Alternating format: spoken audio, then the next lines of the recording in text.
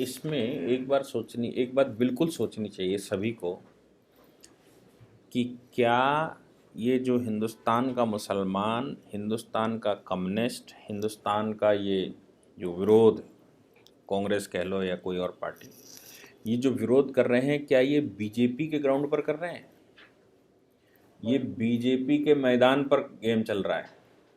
और ये CAA उन्होंने डाला, CAA पर ही विरोध हो गया। इसका मतलब ये हो जाता है कि बीजेपी जो करना चाहती थी NRC के माध्यम से या भविष्य में, वो करने से पहले ही कर लिया, उनको करना ही नहीं पड़ा कुछ। 80% आबादी एक मुश्त आ गई। जो 38%, 40%, 41% वोट से सरकार बनती थी, वो आज अगर चुनाव हो जाए तो 70% वोट से सरकार बनेगी, क्योंकि 80% आबादी को ये समझ आ गया कि खाली पीली का विरोध है, बिना किसी कारण के विरोध है। भाई CAA पढ़ने के बाद आदमी को समझ आता है बिना किसी कारण के विरोध, इसलिए विरोध है कि साहब हम मेरी बात मानो, हम गलत कह रहे हैं तो भी मेरी बात मानो, सही कह रहे हैं तो भी मेरी बात मानो। पिछले कई वर्षों से, पिछले 20 वर्षों से मेरी बात मानकर ही सरकारें चल रही थी, अब क्यों नहीं चलेगी? इसलिए सही और गलत नहीं, मेरी मानो। और वो ये कह रहे थे कि देखो इस्लामिक तुष्टीकरण, मुस्लिम तुष्टीकरण हो रहा है, ये तुष्टीकरण देश के लिए अच्छा नहीं है, और ये नहीं है, वो नहीं। लोग कह रहे थे नहीं, कुछ नहीं, सेकुलरिज्म चल रहा है, बराबर का चल रहा है, गंगा जमुना संस्कृति चल रही। CAA के माध्यम से अब बता दिया है उन लोगों ने कि गंगा और जमुना कैसी है, ये गंगा जमुना संस्कृति कैसी है, सेकुलरिज्म कहाँ चला गया, देश में सद्भावना कहाँ चली गई, देश में माननीय सरकार कहाँ चली गई, कॉन्स्टिट्यूशन कहाँ प्रिवेल कर रहा है, कैसे प्रिवेल कर रहा है, कॉन्स्टिट्यूशन का हिसाब कहाँ चला गया, ये सब गायब हो गया। अगर सही मायनों में कहो तो लोगों ने नरेंद्र मोदी को 2014 में इसलिए जिताया था कि उनको लगा कि हिंदुओं को वो संरक्षित कर लेंगे, ठीक। और 2019 के बाद जब अमित शाह ने ये शुरू की बैटिंग, तो उनकी पिच पर बाकी खेल गए। उन्होंने तो कुछ किया ही नहीं, उन्होंने तो सिर्फ एक CAA पास किया, और पास करके वो भी संसद से पास किया, संसद से पास करके वो बैठ गए। अब होना था पोलराइजेशन, किसने किया?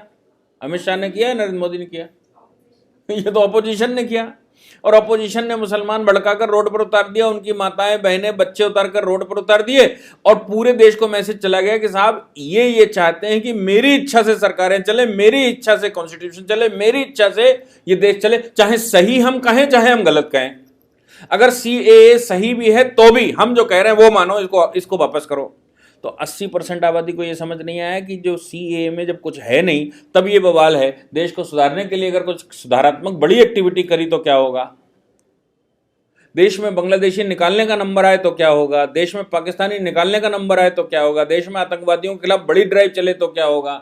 देश में एक कानून बनेगा तो क्या होगा? देश में एक प्रकार के कानूनी व्यवस्था, एक प्रकार की लैंड, एक प्रकार के लोग, एक प्रकार की व्यवस्था सब रहेगी, तब क्या करेंगे? जब CAA सिर्फ परसिक्यूटेड, सताए हुए लोगों को हिंदुस्तान में नागरिकता देने के कानून पर इतना बवाल है, तो कौन कर रहा है ये? वो खिल गए इनकी पिच पर।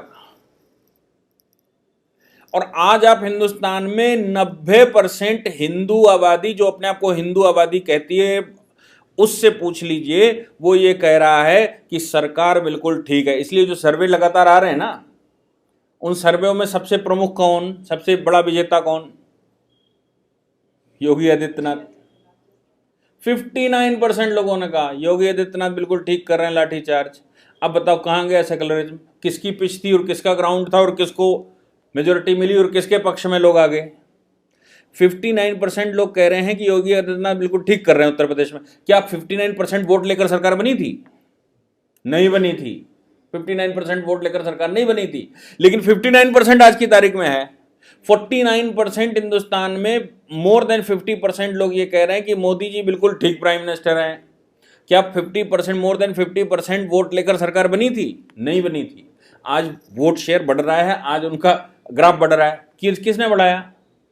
ना अमित शाह ने बढ़ाया, ना मोदी ने बढ़ाया, ये तो अपोजिशन ने बढ़ाया। खेल ग्राउंड था इनका, पिच थी इनकी, फॉर्मूला था इनका, और खेल रहे हैं वो, और इनको बढ़ा रहे हैं। अब देखो अगली चाल, ये अपोजिशन ने जो अगली चाल चली ना, आप सोच सकते हैं कितना खतरनाक खेल खेल रहे हैं वो।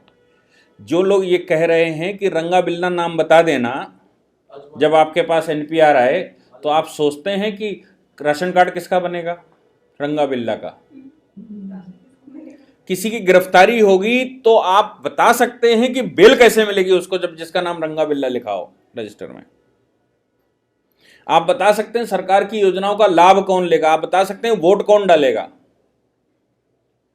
भविष्य में जो सरकार कर सकती है, एनपीआर रजिस्टर मेंटेन करके, जब भी आप कहेंगे, जैसे आपने पैन कार्ड और आधार कार्ड जोड़ा और कहा आधार सही नहीं है तो इनकम टैक्स में आपका ये नहीं, आधार सही नहीं तो वो नहीं, सब पीछे किया। अब मुझे बता दीजिए, एनपीआर को आधार से लिंक कर दें। एनपीआर में आपका नंबर होगा नहीं, आधार में आपका नंबर होगा। एनपीआर से लिंक करेगा नहीं तो आपका आधार भी बेकार हो गया, फर्जी बना है। आधार फर्जी हो गया तो आप पीडीएस सिस्टम में आ गया। भारत में चल गया है one ration card one nation, पूरे देश में एक राशन कार्ड बनेगा तो वो आधार से लिंक हो जाएगा। अब आप मुझे बता दीजिए, आपको राशन चाहिए फ्री वाला तो कैसे मिलेगा? ये 14 बच्चे पैदा करते हो और मैटरनिटी लीव सरकार से लेते हो हॉस्पिटल से, और पैसे साथ में मिलते हैं, एनपीआर होगा नहीं तो सरकार कहाँ से देगी? ये 5-5 लाख का बीमा सरकार ने दे रखा है। जब आपका एनपीआर में नाम ही नहीं होगा और एनपीआर के वेरिफिकेशन के बगैर अगर कोई योजना नहीं बनेगी तो आपको कैसे मिल जाएगा ये सब कुछ? आप घर बनाना चाहते हो, आवास योजना लेना चाहते हो, आप बिजली का कनेक्शन लेना चाहते हो, आप सिलेंडर लेना चाहते हो, अभी तो एक 60 लाख वो 6 करोड़ लोगों के सिलेंडर, 1.5 करोड़ लोगों के सिलेंडर कटे हैं। अभी एनपीआर से जब उनका मैचिंग नहीं होगी तो अभी 5 करोड़ लोगों के और कटेंगे। और फिर क्या होगा? फिर वो कहेंगे नहीं हम तो साहब यहीं पैदा हुए, यहीं चले, तो कहेंगे कहाँ है तुम्हारा नाम पता? नहीं, ये है एनपीआर से मिलाओ, एनपीआर पे तो है नहीं, सरकार ने स्वैच्छिक रूप से सबका नाम बताया था, आपने लिखवाया क्या उसमें? आपने तो उसमें रंगा बिल्ला लिखवाया था, तो रंगा कहाँ बिल्ला कहाँ, उनके ही राशन कार्ड बन सकते हैं, आपका तो नहीं बन सकता। क्यों? क्योंकि आप तो एनपीआर पे है नहीं। अब आप सोचो, अगर पूरी मुस्लिम आबादी उसका विरोध कर जाए तो 20% लोगों के राशन कार्ड खत्म हो गए, 20% लोगों के कनेक्शन खत्म हो गए, वोट खत्म हो गए। अब ये क्या करेंगे? ये करेंगे सरकार के खिलाफ प्रदर्शन, सरकार लाठी चलाएगी, उठाकर जेल में बंद कर देगी, कहेगी इनके वेरिफिकेशन सब विदेशी हैं, मुकदमा चलेगा। ठीक, मुकदमे में जीतोगे, कहोगे हम देसी हैं, कई साल लगेंगे देसी बताने में। भारत के सिस्टम में मुकदमेबाजी सामान्य परिस्थिति में 10 साल लगते हैं, और ये 20 करोड़ लोग अगर सिस्टम में आ जाएंगे तो हमारे जजेस कहाँ, कितनी कोर्टें कहाँ मिलेंगी?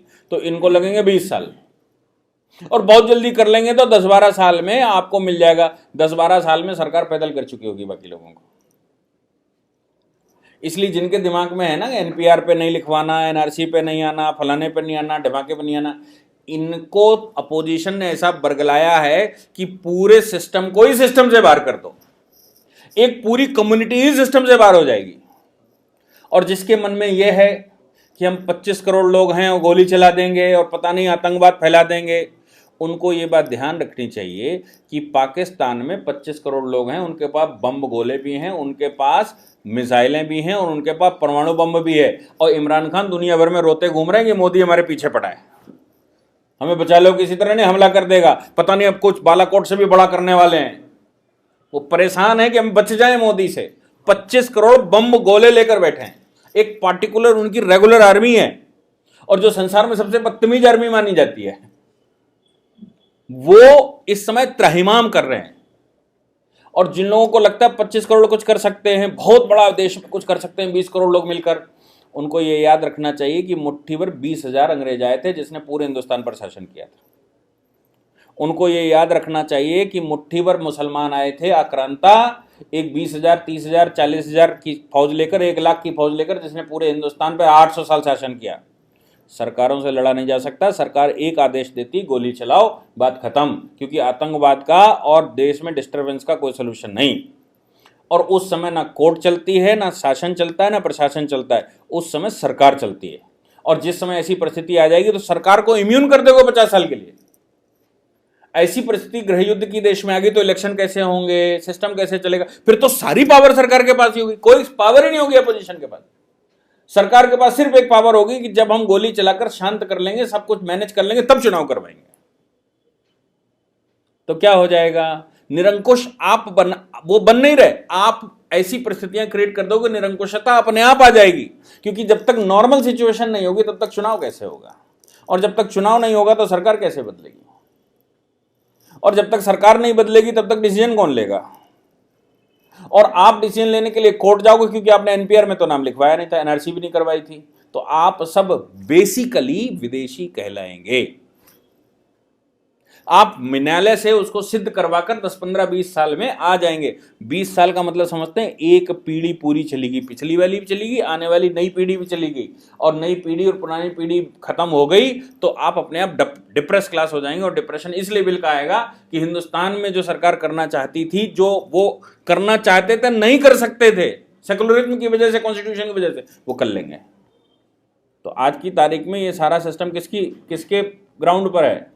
बीजेपी के ग्राउंड पर, उनकी पिच पर खेलने वाले दूसरे हैं, रेफरी बनकर ये खड़े आउट नॉट आउट बता रहे हैं बस।